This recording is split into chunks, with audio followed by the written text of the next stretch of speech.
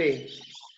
Buenas tardes con todos y con todas. Mi nombre es Javier Orcade Veloc y desde Corresponsales Clave, junto con ICASO y Network Salud, estamos haciendo una serie de entrevistas informales a líderes de la región.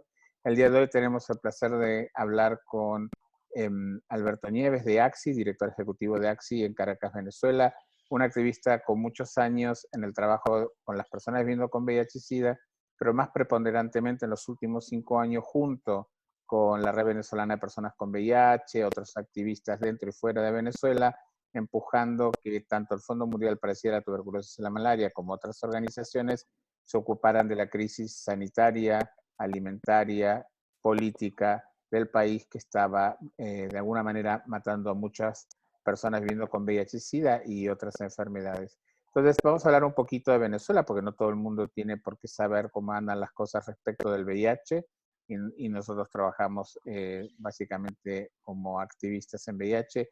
Y después nos vamos a meter, como diría Alberto, en la epidemia, dentro de la epidemia, que sería hablar un poco de COVID. Entonces, la primera pregunta, Alberto, contanos un poco, en breves palabras, yo sé que esto es para una monografía o un libro, una novela de terror, pero contanos cómo están las cosas ahora en Venezuela.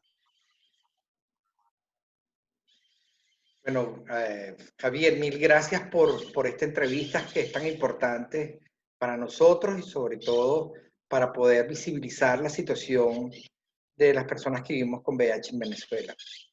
Bueno, primero, la situación en este momento, como te decía, estamos viviendo una emergencia dentro de otra emergencia.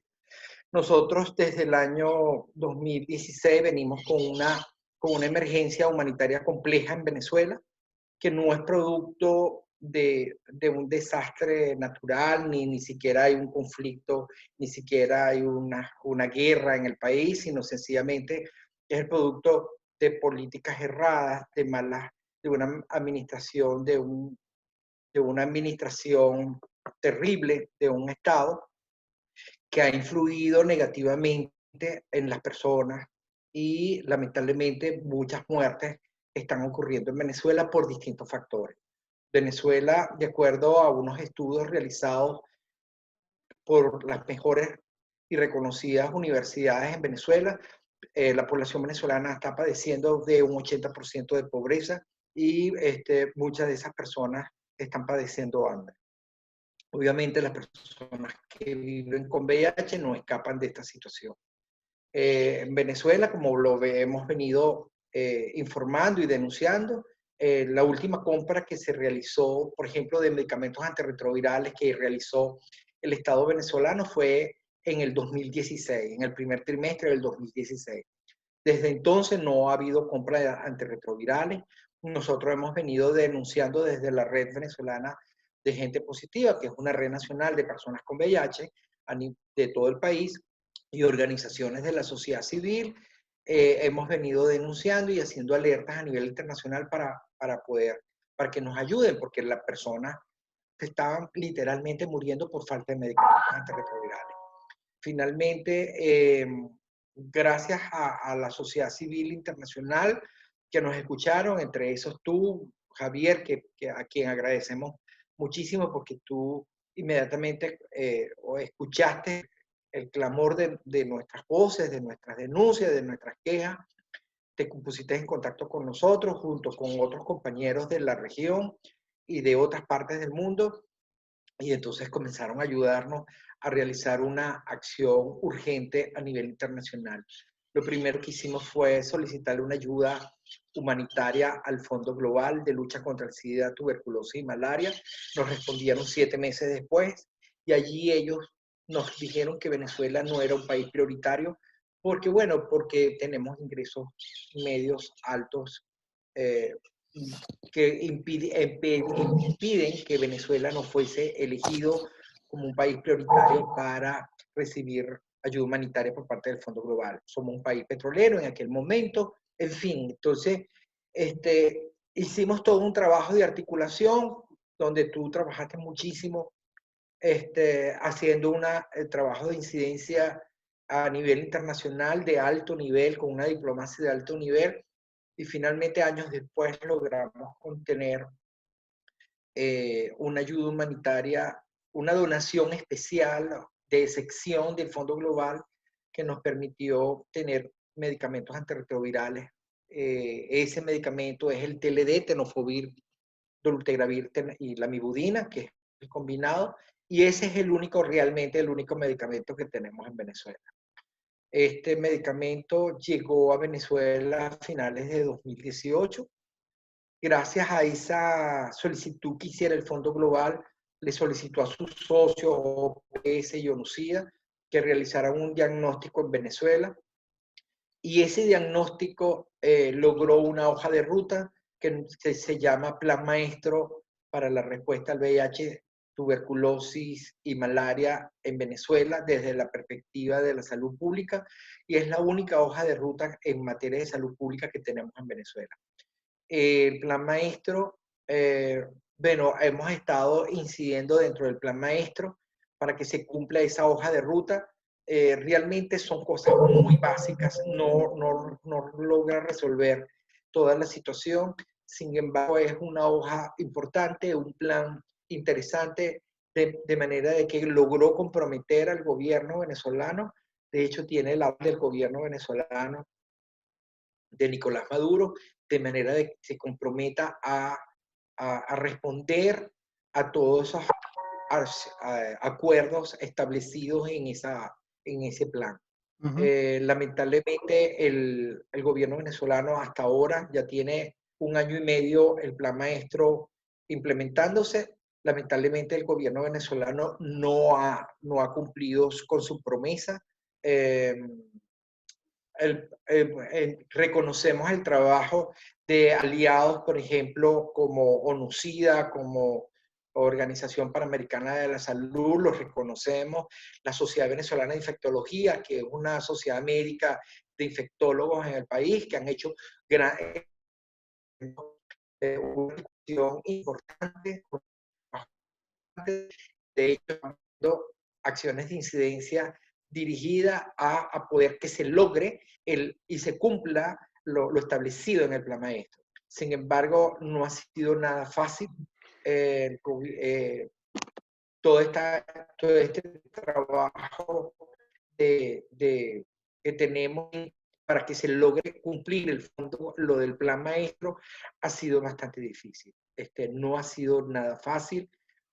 Por parte de la sociedad civil, las personas que vivimos con VIH, hemos estado haciendo un trabajo de monitoreo en todas las farmacias. Estamos hablando de que más del 85% de las farmacias dispensadoras de antirretrovirales las hemos estado monitoreando de manera de garantizar que el tratamiento antirretroviral donado por el Fondo Global llegue a los estómagos de las personas con VIH. Nada hacemos que lleguen a las aduanas o que lleguen a la farmacia o que lleguen a un hospital, sino sencillamente. Y eso al final lo hemos logrado con graves problemas también porque hubo aproximadamente unos 7, 8 meses de criminalización de parte de algunos cuerpos de seguridad del Estado contra activistas principales de la sociedad civil, de la Red Venezolana de ET Positiva. Varios de nuestros compañeros fueron detenidos, sus organizaciones fueron allanadas, decomisaron antirretrovirales que teníamos allí para ser donados de forma a las personas que más lo necesitaban. Ha habido acoso, ha habido secuestro, ha habido tortura psicológica. Sin embargo, hemos podido responder a esto. Finalmente hemos podido sentarnos con autoridades del Ministerio de Salud, por ejemplo, con representantes del Programa Nacional de SIDA, y de alguna manera ha bajado las aguas y las acciones de intimidación y de criminalización. Y bueno, sin embargo, lo podemos decir que con esto, lo que está ocurriendo en este momento, tenemos, si bien es cierto que tenemos aproximadamente unas casi 40.000 personas tomando tratamiento, el TLD donado por el Fondo Global, el resto de las personas no están tomando antirretrovirales. De acuerdo al Plan Maestro, existen, que son datos oficiales, existen 120.000 personas que deberían estar recibiendo tratamiento antirretroviral, solamente 40.000 están tomando el TLD, y el otro, lamentablemente no hay otra opción que tengan a la mano.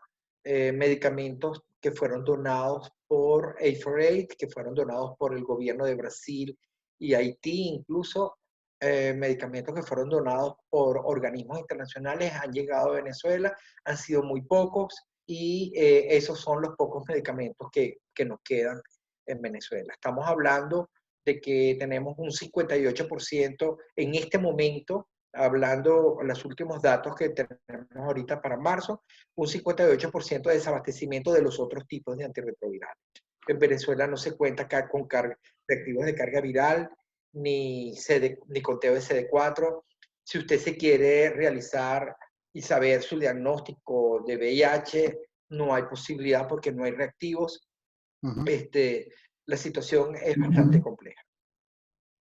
Y yo creo que un poco, Alberto, has logrado hacer una muy buena síntesis, un proceso muy complejo y poner el énfasis que quienes están al frente del monitoreo social, de la denuncia, de alguna manera interpelar este relato oficial tan revolucionario que tanta pasión romántica genera a veces fuera de Venezuela, ha sido la sociedad civil y eso ha significado también poner la vida de ustedes en riesgo. Entonces, esto es muy importante. Antes de que nos metamos en el COVID, un poco, que es la idea también de estas entrevistas informales que estamos haciendo con los líderes de la región, quería hacer una parte con el tema del tratamiento pediátrico y estas idas y vueltas con UNICEF. Sí, efectivamente. Dentro de esos acuerdos que se establecieron en el Plan Maestro, de hecho hubo reuniones antes, momentos antes de que arrancara el Plan Maestro en el 2019, final del 2018, se establecieron acuerdos todos los actores que estábamos sentados en la mesa, entre esos UNICEF. Bueno, primero se consultó con el gobierno a ver si tenía disposición, si iban a comprar medicamentos antirretrovirales para los niños, niñas y adolescentes con VIH, que aproximadamente no llegan a 2.200 niños, niñas, adolescentes. Y bueno, el gobierno venezolano fue muy claro, las autoridades sanitarias de aquel momento fueron muy claras y nos dijeron que no tenían posibilidad de comprarlo. Entonces se le pidió el apoyo a UNICEF. UNICEF se comprometió a la compra de estas medicinas. Pasó el 2018, pasó el 2019 y esta es la fecha que todavía UNICEF no ha logrado cumplir con su compromiso. Esto ha tenido, bueno, obviamente una reacción de parte de la sociedad civil venezolana y entonces comenzamos a hacer acciones de incidencia, conversaciones, diálogo, incluso publicamos un comunicado incluso a nivel internacional, haciendo un llamado a UNICEF para que cumpliera con su compromiso. Y ahora ahora fue que procuró algunos recursos de emergencia y justamente en el proceso, en estos meses de enero, febrero, que estaban haciéndose las gestiones con la industria farmacéutica para la compra de medicamentos antirretrovirales, incluso la industria farmacéutica supuestamente le informó a UNICEF que no tenían la capacidad de respuesta inmediata y que que requería para su fabricación un lapso de tiempo que podía incluso llegar hasta mediados de este año. Bueno, llegó todo este tema de la pandemia del COVID y eso de alguna manera ha retrasado todo este proceso, ¿no? En este proceso de conversaciones con la industria farmacéutica, también tenemos a la internacional que ha estado intercediendo en estas conversaciones entre UNICEF y la industria farmacéutica productora de los antirretrovirales pediátricos. Entonces, que ha sido un apoyo importantísimo, el apoyo que tenemos de ustedes, los colegas a nivel internacional. ¿Sí? Sí, La además, situación es esa. Tenemos niños, por ejemplo, niños de 0 a 5 años de edad con VIH que no tienen antirretrovirales. exacto. Lamentablemente. Estamos hablando de casi 1.000 niños. O sea, Y es totalmente injustificado y esos niños seguramente se están enfermando, se están muriendo y estamos hipotecando la vida de más niños y con más complejidades en el caso de Venezuela, con una agencia que se dedica a eso, ese es su mandato y que dinero nunca les faltó y que hace mucho tiempo tiene una presencia muy fuerte en Venezuela, pero no estaría a la altura de las circunstancias cuando las situaciones se vuelven más complejas. Este tema Sí, de y unir, dime. hay una cosa, Javier, que también es que es sumamente grave. Por ejemplo, las mujeres, las embarazadas con VIH que están a punto de parir después que hemos logrado tanto un esfuerzo conjunto, pues sociedad civil, los médicos, el personal de salud, incluso el mismo Ministerio de Salud con todo su sistema de salud, con todas las debilidades que tenga, pero se están haciendo esfuerzos conjuntos de manera de lograr que esa embarazada llegue a un feliz término en el momento del nacimiento del bebé. Y cuál ha sido lo lamentable es que no hay medicamentos, por ejemplo, el sidobudina inyectable para el bebé. El año pasado lo único que teníamos era esa presentación, ¿no? Esto fue donado de hace años por la cooperación internacional. En este momento, las obligan a parir, no hay kit de bioseguridad para atenderla y lamentablemente bebé nace a través de parto normal, pero lamentablemente no hay ninguna medida de prevención para evitar la transmisión vertical del VIH a bebé, ¿no? Entonces, Sí, esa está es una de las clarísimo. grandes es lamentable que esto esté ocurriendo en Venezuela y que la gente de UNICEF sepa de esta situación, de esta gravedad y absoluta, y no ha respondido, no ha estado a la altura de, la, de, la, de las urgencias que tiene esta población, ¿no? Sí, Entonces, bueno, Alberto, cuando es muchos los retos que tenemos en Venezuela. exacto, para ponerle una palabra, cuando estos retos terminen, digamos, y empecemos a ver y trabajar en la reconstrucción de ese hermoso país, muchas instituciones van a tener que rendir cuenta, por acción, por omisión, por un montón de cosas, ¿no? Y porque, por ejemplo, una agencia como UNICEF recauda mucho dinero de donantes individuales, de personas que hacen el esfuerzo de poner todos los meses dinero con sus tarjetas de crédito o sus sueldos, no solo recibe dinero de los países donantes. Ahora, me gustaría, Alberto, que habláramos de la pandemia dentro de la epidemia, ¿no? Como ha pasado en muchos países, estábamos complicados con algunos temas de salud, como es el caso de Venezuela, con todos los problemas de salud, y aparece la pandemia de COVID. ¿Cómo están las cosas en Venezuela? Me imagino que complejas, pero ¿cómo están desde la perspectiva de la sociedad civil que trabaja en salud como ustedes en este momento respecto del COVID-19? Bueno, la pandemia nos llegó de forma sorpresiva, aunque ya se sabía, pues veníamos desde finales del año pasado por los casos de China, luego Italia, después España y después vimos cómo se fue acercando a Venezuela, ¿no? Lamentablemente nos llegó a un mal momento porque Venezuela no está preparada para enfrentar una emergencia como esta. Consiguió unos hospitales totalmente con falta de equipos. La mayoría del personal de salud no está en Venezuela, se emigraron, fueron a otros países.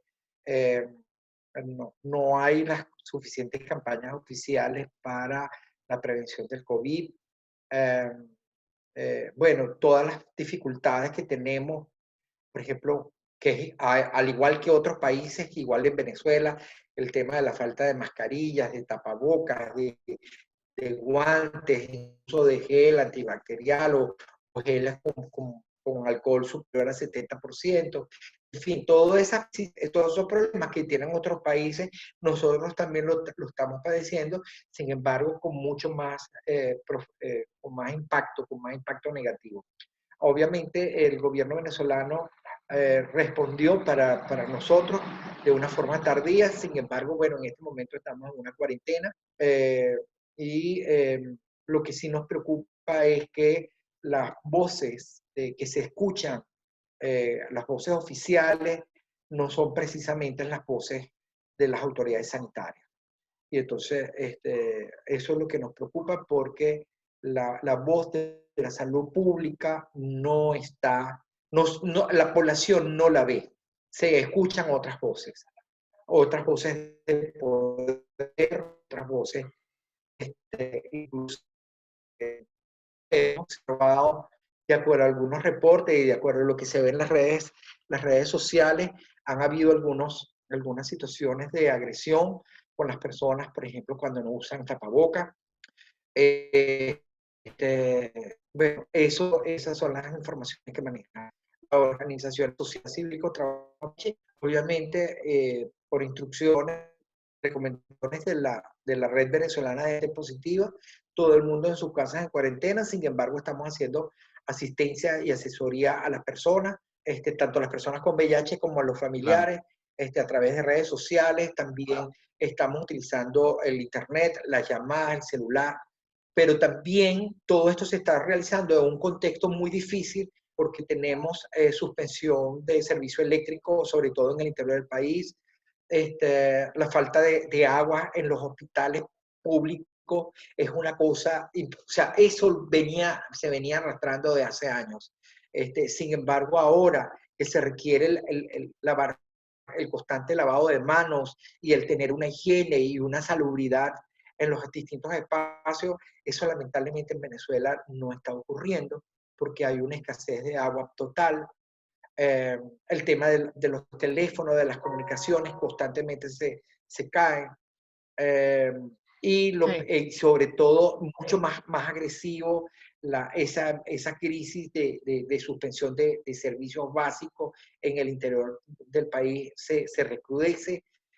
Pero ahora lo peor, se está agregando otra cosa que nadie lo puede creer, que un país rico petrolero como con yacimientos y la industria petrolera que todo el mundo conoce, y Venezuela, de hecho, uno sale fuera de Venezuela y lo primero que nos preguntan es, bueno, los barriles de petróleo, la gente cree que uno abre el grifo en las casas y sale el petróleo, pues en Venezuela no hay combustible en este momento. Entonces eso profundiza más las dos emergencias que están desarrollándose en este momento en el país. Y de hecho, Naciones Unidas ha hecho pronunciamientos públicos con documentos donde aparece que una de las grandes dificultades que tiene para poder responder a la emergencia humanitaria en Venezuela es la falta de gasolina. Entonces, la falta de gasolina o de combustible nos impide poder trasladar medicamentos al interior del país o desde el interior del país, desde los campos, los víveres, las vegetales, las verduras, las carnes, los pollos, todas las comidas para todo el resto del país, eso se está obstaculizando. Entonces, la situación en Venezuela se recrudece mucho más. Además que cabe mencionar que veníamos reflejando ya hace 5 años que Venezuela atraviesa una emergencia alimentaria y entonces veíamos imágenes que mucha gente no quiere ver de muchas venezolanas y venezolanos haciendo filas bajo el sol para retirar alimentos básicos, a veces se iban con las manos vacías, gente perdiendo increíblemente peso. Entonces hay dos cosas que coayudan también. Primero, hay alrededor de 5 millones de venezolanos y venezolanas fuera del país. Muchos de ellos son profesionales de salud, que en todo su derecho fueron a buscar o salen a buscar una vida mejor. Segundo, esta cosa de la falta de alimentos, no, como pasa en algunas ciudades de América Latina o de otras regiones, no tiene que ver con el COVID, sino que preexiste. Y estas cosas de la gente en la calle para conseguir alimentos todo el día, alimentos muy básicos, es un factor de riesgo. Todo esto sumado, si encontramos un pueblo que, como bien vos lo definías, no ha podido solventar sus necesidades básicas de alimentación, tampoco los chicos y los niños, las niñas y los adolescentes, obviamente el virus va a ser de alguna manera mucho más agresivo. Ahora no sé tampoco cómo con el distanciamiento social, y para no robarte mucho más tiempo, con esta imposición del distanciamiento social, que estábamos todos de acuerdo que es lo único que funciona por ahora, ¿cómo hacen las y los venezolanos para hacerse de los elementos más básicos como la comida. Sí, lamentablemente eso no se está cumpliendo. En muchos, sobre todo en las zonas populares, sobre todo recordando que Venezuela tiene un 80% de pobreza, más del 50% de la población venezolana no tiene trabajos fijos. Lo que tiene, la mayoría de la población venezolana y especialmente los jóvenes son trabajadores informales. Entonces no se pueden dar el lujo de quedarse en la casa porque si no se terminan de morir de hambre. De hecho, eso es lo que está ocurriendo. Entonces tienen que salir a las calles día a día a buscar trabajo, a vender lo que sea para conseguir un poco de dinero y al menos comprar algo para llevar alimentos y poder sobrevivir. Hay una cosa bien importante que hay que destacar: el salario mínimo en Venezuela no llega a $3. Incluso las pensiones que se le ofrecen a las personas de tercera edad, las pensiones de parte ofrecidas por el Estado venezolano no llegan a $3. Entonces la situación, y te puedo hablar que, por ejemplo, un kilo de queso pueden ser 2 sueldos mínimos mensuales.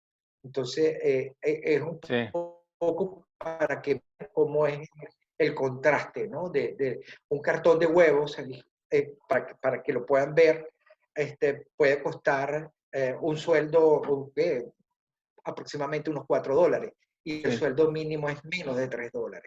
Entonces es un poco para que vean cómo es la situación.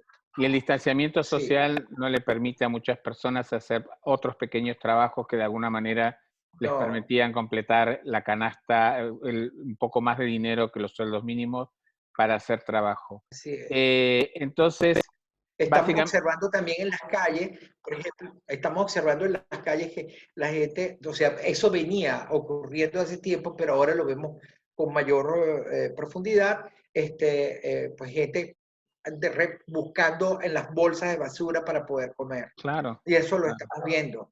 Entonces, obviamente yo estoy en cuarentena aquí en mi casa, pero de todas maneras tengo que salir a buscar comida y a buscar alguna medicina en alguna farmacia cerca de mi casa. Pero eso es lo que se ve, y conversando en contacto con los distintos compañeros en todos los estados a nivel nacional, eso está ocurriendo. Y hay una gran preocupación, sobre todo en las personas que viven con VIH. Y entonces, para ir cerrando, Alberto, muchísimas gracias, pero decir una cosa que no puedo dejar de decir antes de cerrar esta comunicación, es decirle al mundo, al Fondo Mundial para la Tuberculosis y la Malaria, para ONUCIDA, para OPS, para OMS, que ahora están todos muy ocupados, están trabajando seriamente en responder a esta serie, seria amenaza del COVID-19, que antes y durante y después del COVID-19 hay otras emergencias sanitarias, alimentarias, económicas, políticas que requieren seguir invirtiendo y trabajando. Por suerte, así lo entiende OPS, ONUCIDA y demás, porque nos seguiremos reuniendo con todos ustedes y no parará la colaboración y la ayuda, pero este es un mensaje claro también para los donantes, que no se trata solo de apagar este incendio, porque las brasas venían quemando la vida de mucha gente mucho antes que se desatara esta nueva crisis. Así que bueno, Alberto Nieves, director ejecutivo de AXI. Durante la llamada quizás de momentos la imagen se paralizó, pero todo lo que dijo Alberto se escuchó con muchísima claridad y esto demuestra también que hay una brecha de acceso al Internet en el país y que muchas veces nos hemos reunido con Alberto y él ha tenido que hacer un esfuerzo sobrehumano para escuchar o hacerse escuchar, no porque le falte esa capacidad en persona. Gracias, cuídate mucho, quédate en casa lo más que puedas. Te quiero mucho, Javier. Te mando un abrazo. Un beso, te cuidas mucho. Cuídense, saludos. Gracias a Latinoamérica. A ti también, bye.